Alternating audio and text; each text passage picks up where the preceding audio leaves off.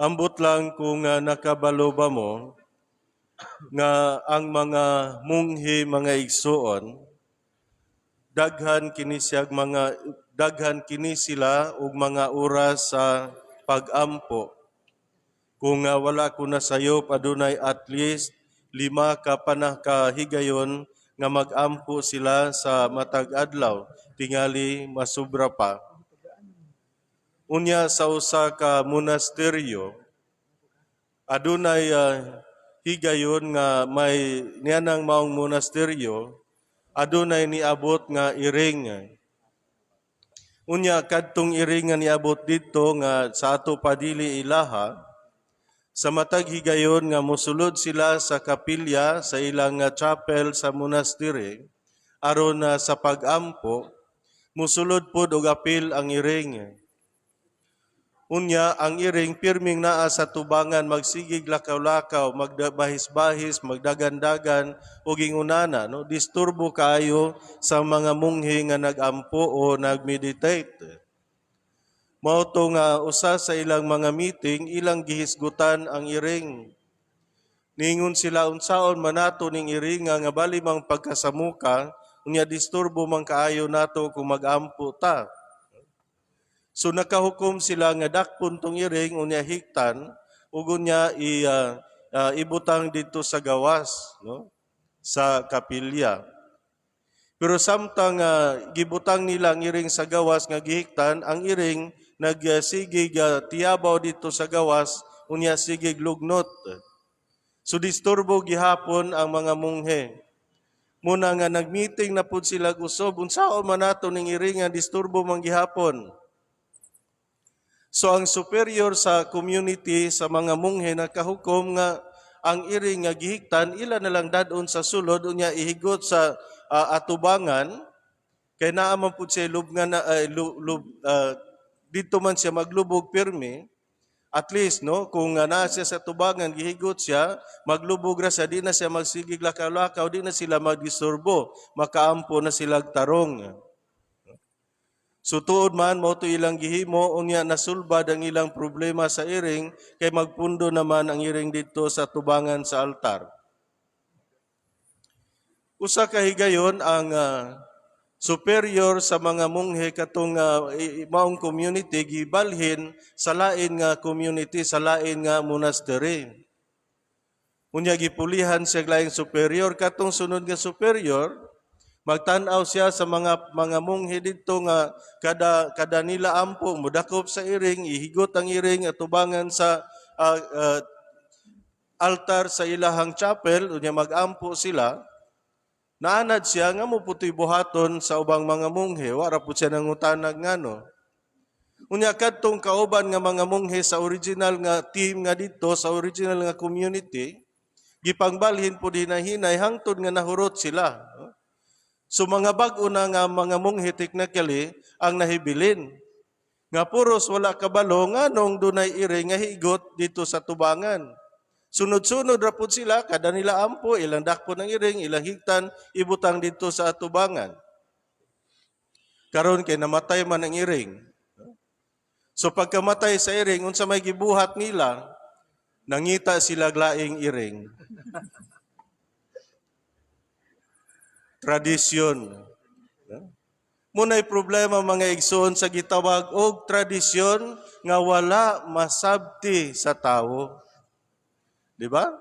Wala man to sila ang nakabalo silang dunay iring dito pero naanad sila mo to ilang makita kada nila ampo. Wa sila kabalo nganong gihiktan tong iring nga gibutang sa atubangan. Muna nga pagkamatay sa iring nangita sila laing iring, di ba? Ingon usab kita niya na mga igsuon sa atong kinaiya, tradisyon. No? Bisan sa atong pagkakristohanon, kitang mga Katoliko tinudanay tradisyonal kaayo ta. Di ba? Muna nga ang atong buhaton pananglit sa atong mga piyesta. Di ba tradisyon man ang piyesta, muna moingon dayon ta nga naanda naman ni Father. Gikan sa among mga katigulangan mao na gyud ni among buhaton sa piyesta. So mao po'y among buhaton karon. Pero kanato nga nagsaulog sa piyesta matag tuig pila man nato ang nakatugkad yun unsay hinungdan nga nagsaulog ta sa piyesta. Ug unsay hinungdan nga kanang patron na mga atong gigamit ug dili ang lain nga patron. Pila man nato ang nakatugkad gyud nga ang tinud-anay nga rason sa piyesta dili ang atong kaugalingon nga mga tinguha nga mag-celebrate, kung dili hinuon ang maong pagpasaulog sa piyesta tungod sa atong pagkasumusunod ni Kristo nga buot kita nga magpasalamat sa Ginoo. Nga sa ato pa ang piyesta espiritual nga kamatuoran ug dili kay tawhanon nga selebrasyon o kalibutanon nga selebrasyon lamang. Sa atong mga piyesta naandan man nga dunay prosesyon, hala magprosesyon pud ta, no? Kay piyesta man kay mi dayta nga masukoon niya ang atong patron nga wala nato giprosesyon. No, nindot kaayo nga prosesyon ta. Pero unsa may nahitabo sa atong pagprosesyon kalagmitan?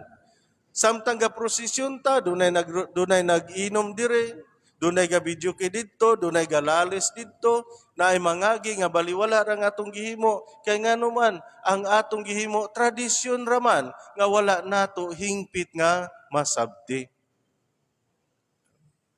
Pananglit sa Nobyembre 1 ug 2, unsa may mga tradisyon nato niya ng mga panahuna. Dili ba? Naanad man ta, nakakita man ta sa atong katigulangan nga maghalad-halad, edi maghalad po ta. Pero nakasabot pa ta sa atong gihimo. Ang ngayon ba nga muna atong buhaton nga maghalad ta? Nahinumdum ko dunay usa ka nanay nako sa parokya nga suod gyud kaayo nako nga sa matag higayon nga dunay okasyon sa ilaha di gyud na masipyat imbitaron gyud ko niya.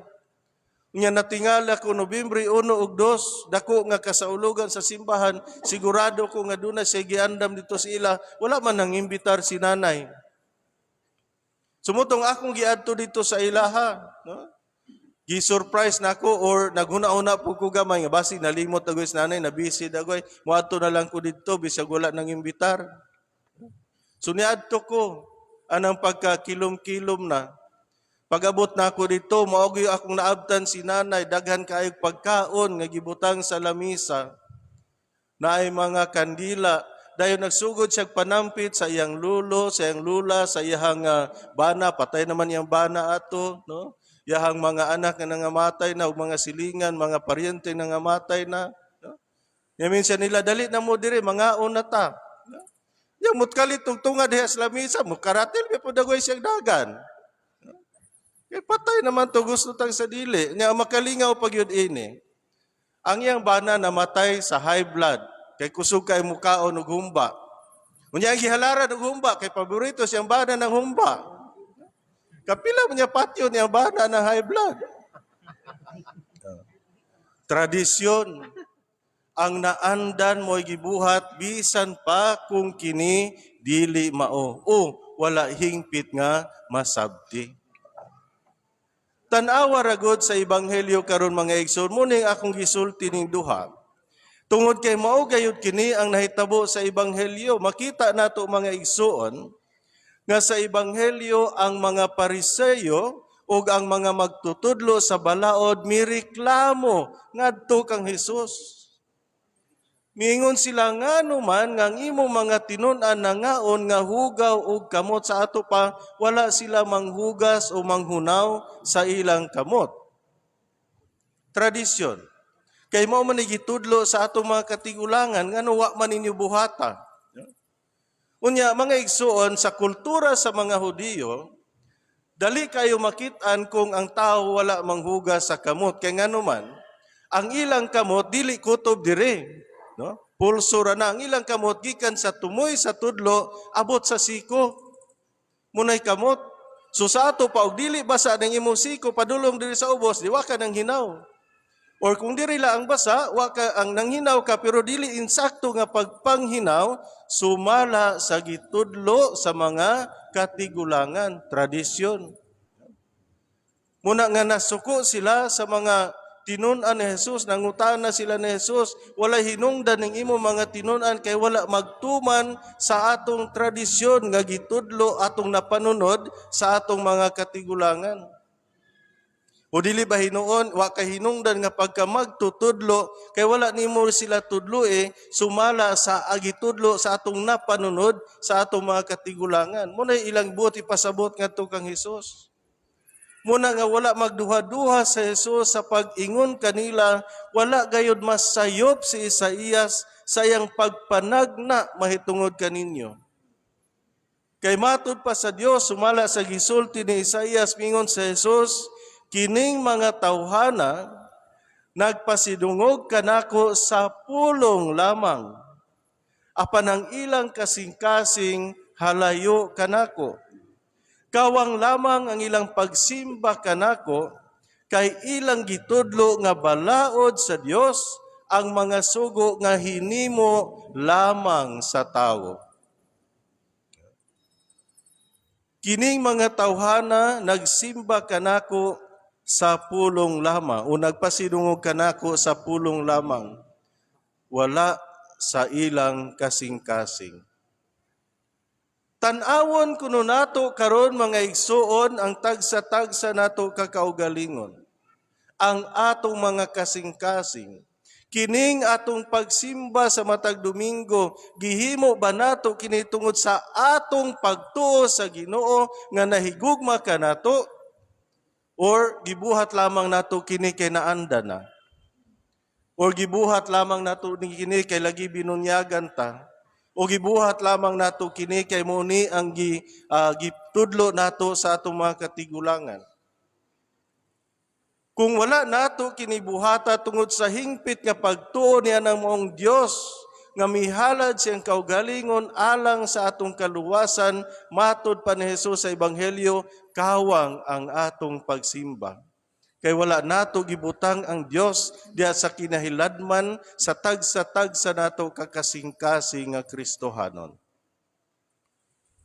Ang tawag alang sa matag usa kanato mga igsuon mao, nga puy-an nato ang atong pagtuo, dili sumala sa gitudlo sa uban, kung dili sumala sa anaa sa atong kasing-kasing, kay midawat kita sa Ginoo diha sa tagsa-tagsa nato kakaugalingon.